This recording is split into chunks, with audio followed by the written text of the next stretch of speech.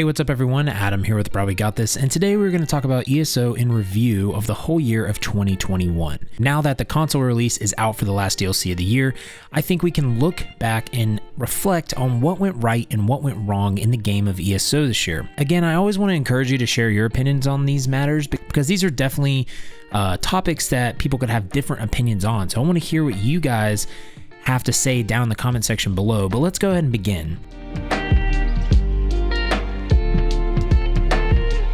I do want to give a shout out to my newest patron, Harrod. Thank you so much, Harrod, and all my other patrons. If you'd like to become a patron, check out the link below in the description. You can also check out our website at brahwegotthis.com. You can watch me live on twitch.tv/brahwegotthis, and you can come to our Discord. All the links are down below. So when we look back on the year of 2021 in ESO, I think we have to take into account first that almost all of this past year was work from home, if not all of it, for ZeniMax. I think that it's amazing that they were able to create, an expansion, and I really commend them and the team at ZOS for their dedication to try to put a product out there that is quality. So big kudos to them, and I want to preface this video with that. I think they did a great job of what they were able to do. Now, what was released this last year? We had 2 dungeon DLCs, a major expansion, and a mini expansion. In the first dungeon DLC, we got a base game patch that totally revamped the champion point system. This was supposed to be something that helped players have more freedom building their characters. I think that it's a good system, and once you learn it, it actually is easier to learn and use than the old system. I'm not sure if it had the impact they wanted, but they are continually adding more stars to it, so it seems like it's growing and people like it. Also, with that, they raised the CP cap to 3,600, which will give players tons of expendable points as well. The 2 new dungeons, Black Drake Villa and the Cauldron, were fantastically designed in the first Q1 release and just amazing as always. The next release was our big expansion or chapter theme, and that was Blackwood. This was a zone that was a mix of all races that brought to the game a new system called Companions. These are essentially NPCs that follow you around that can fight for you, and you can have rapport with them. And I'll talk more about this system later in the video, but this was the major system added this year. ZOS also added Oblivion portals as well, as public event style content. And again, I'll have more on that later. But obviously with this chapter, we got questing, new mythic items, motifs, a new raid, which was fantastic, and other content. The third dungeon DLC was Waking Flame, and this mainly just brought 2 dungeons, Red Petal Bastion and Dread Cellar, which were again fantastic. The last release was the mini expansion, and that was the Deadlands. This brought another zone, quest, and an end to our story this year. The base game patch with this also brought 2 of the biggest changes to the game, which was the Armory System and the Smart Rng System. These systems were so needed, and we didn't even know that we needed them in some ways. More on these systems later as well, but the Deadlands also brought a new boss type, which is like World Boss Pluses. These are called Wandering Executioners. So now let's go through what the pros were of the year and then what the cons were, in my opinion. Then I want to get into things that stuck out to me this year after the cycle in ESO and my thoughts moving forward. The pros of this year was first, just more quality content. You can't deny that ZOS does a great job of delivering high quality questing, zone exploration, and overall content. Like I have always said, the questing in ESO is top notch in any MMO, and honestly, it just isn't matched. The questing this year was just, once again, fantastic, and the next thing that was great was the overall zone aesthetic. Blackwood and the Deadland zones were again just beautifully crafted. Blackwood's architecture and overall zone design was immaculate. I love the buildings and the people involved and just how many different biomes it felt were represented in the zone. The Deadlands looked exactly how it sounds as well, and it was beautifully crafted as well. It had the burn and sever biomes that had constant storms swirling about the map, which made it feel really epic and alive. I felt like I was living in a Magic the Gathering plane, which is pretty cool because I like Magic the Gathering and it's an awesome game. Another zone or social space that was awesome was Fargrave. This place was stunning. I mean, it was just cosmic of nature, just had some intricate detail and stunning visuals as you walk through the streets in this sort of oasis type place. I just loved it. Next, let's talk about another pro, and that's the raid Rock Grove. Rock Grove Trial was once again a beautifully crafted and designed trial, and I loved it. I felt that it was one of the more mechanic-heavy normal trials, which I really like, because sometimes trials to me just kind of feel like a burn the boss situation and kind of watch out for a few things. But I really got a DLC dungeon vibe from this trial, and I loved it. I just thought the mechanics were actually very good and just fun. It is my favorite trial in the game currently too. Next pro is the dungeons released. I especially love the Dread Cellar dungeon and the Cauldron.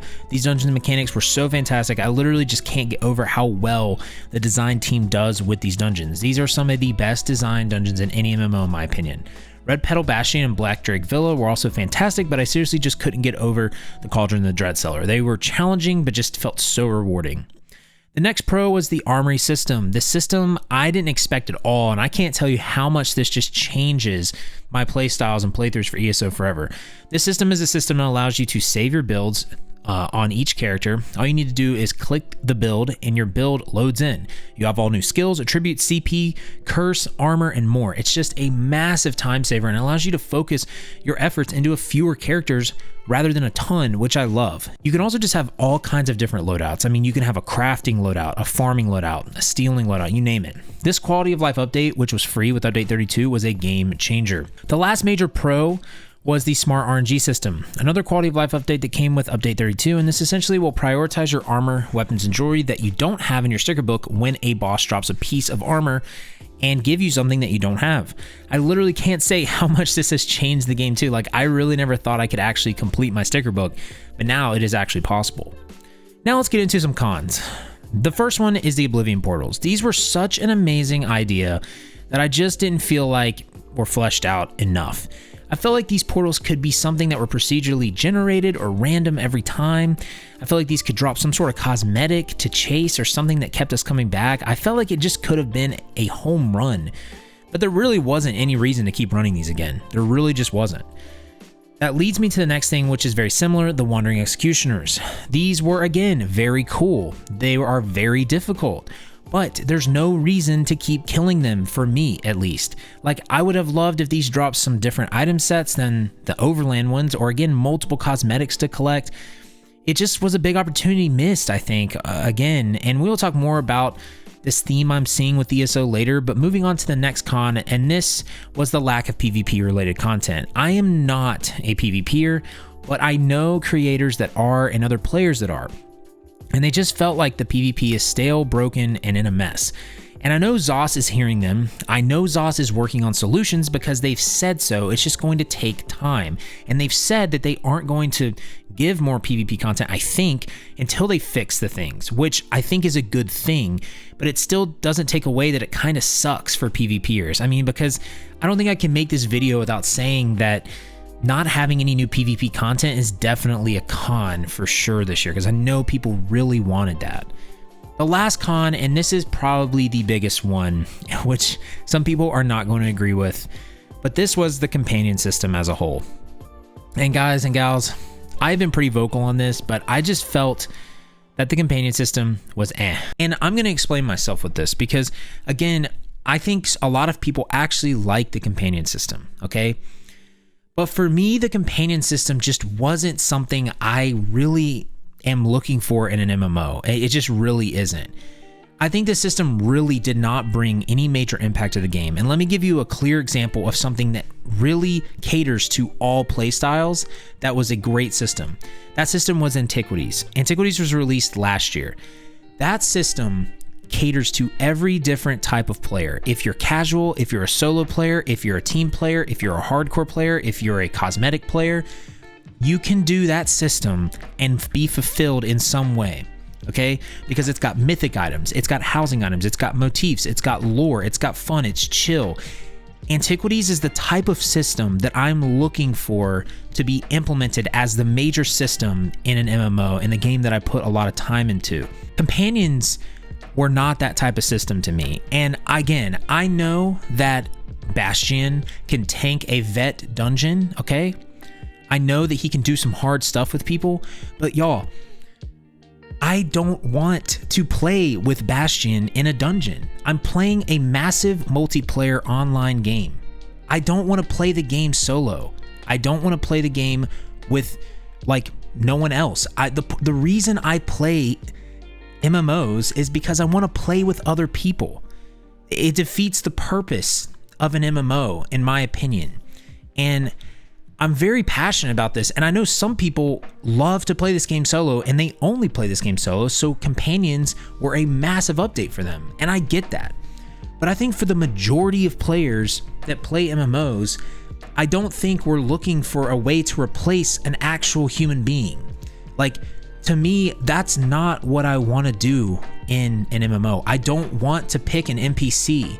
Like, I would rather have another player in that dungeon with me, because that bond that you create with someone, that teamwork, that working together, that is what is fun, in my opinion, when you do challenging content, when you do content in general. I like having that social interaction. And again, I know that not everyone has the same experience as me. I know some people have very bad experiences with those kind of things, and companions are nice for that. But I just don't think that companions were the answer to a major update, in my opinion. I don't think they are a system that really should have been the major system of the update, in the year-end expansion. And again, I know that may upset people. I know that you may disagree with me on that, and that's fine, okay? But for me, that is not the purpose of playing an MMO. Like, if I wanted to play with an NPC, I would play Skyrim. I wouldn't play an MMO. So, in my opinion, I just think that this was probably the cornerstone of it's not the worst thing added to the game. It's not like it made the game worse. It was a piece of content that really just didn't have much impact, in my opinion. And so going forward, I'd like there to be updates that actually have more impact, like Antiquities, that can impact all players, not just like solo players. Because again, you have so much of your game that's designed to be played with people. I'll get off my rant with that, but that is one of my biggest cons of ESO this year with that. But I want to move on to the things that stuck out to me in ESO that I really started to realize towards the end of the year, and kind of like looking at ESO moving forward. One of the biggest things for me is that I'm just finding this theme where ESO has some great ideas, okay? Like Wandering Executioners, Oblivion Portals, but it seems like they don't push it to its potential.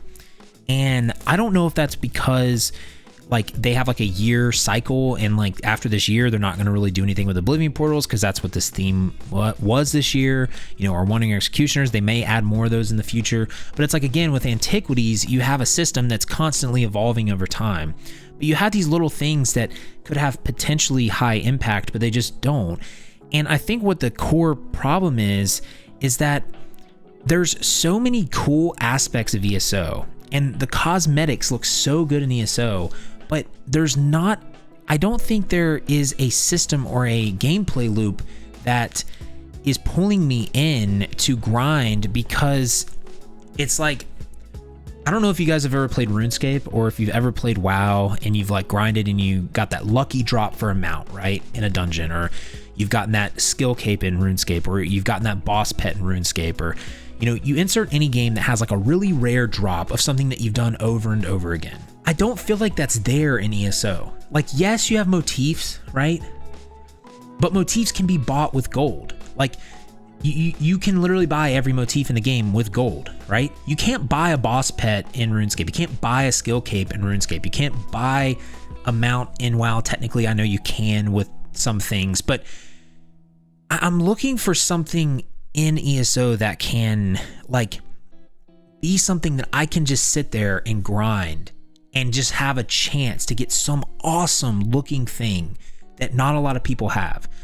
I think that that's something that I'm missing when I come into ESO, and I just felt like Wandering Executioners and Oblivion Portals could have had their own like gear that you could have gotten, or they could have had their own cosmetics or something like that, right? And I don't know if anyone else feels that way. Again, if you're a new player, you probably don't feel that way at all. You're like, dude, I have so much to do, and that makes total sense. But for me, that is something I really hope ESO can maybe implement going forward next year. And again, like, they have so much monetization in the Crown Store that like I don't know if that's something they'll ever do, unfortunately. But that's something I kind of really noticed, and I'd like to just get your guys' thoughts on that. I don't know if I'm crazy when I think about that, but I think there's so much potential that they could add to the game that they wouldn't even necessarily need a new chapter next year. Like they could literally just build on the things they have in the game and flesh out some things in the game. I think it would actually bring more longevity to certain things. And I've touched on some of these things before with like the Overland Plus option idea, and adding like more undaunted things that could be in the game that you could use your keys for. And like that's kind of why I love the Undaunted event, because the Undaunted event gives you such cool looking like variants of weapons. You know what I mean? Like that's cool to me. Like add more things like that, and I feel like I could get lost even more in ESO. You know what I mean? In conclusion, I want to wrap up, and I want to say that I think that this year, one of the biggest things that happened was the Armory System and the Smart RNG. I think that was such a great update. And looking back at ESO this year, I think it did an overall good job. Again, I was disappointed in companions. I was disappointed in how some things were implemented. But again, not every expansion is going to be perfect. Not every year is going to be great. And there's going to be ups and downs. And I just want to commend the devs for at least getting something out that was quality. I think that's a great thing, and I just want to say that I think there's so many great things about it. But I just wanted to look back on that, and I'll have some more videos pertaining to what's to look forward to in ESO coming up in the channel soon. But if you guys did like this, make sure to like, subscribe, heavy attack that bell icon to stay up to date on all the content in the channel. And if you'd like to become a member of the channel, you can check out how to join below. I do appreciate it. But until next time, y'all, just remember to have faith, be great, and I'll see you on ESO.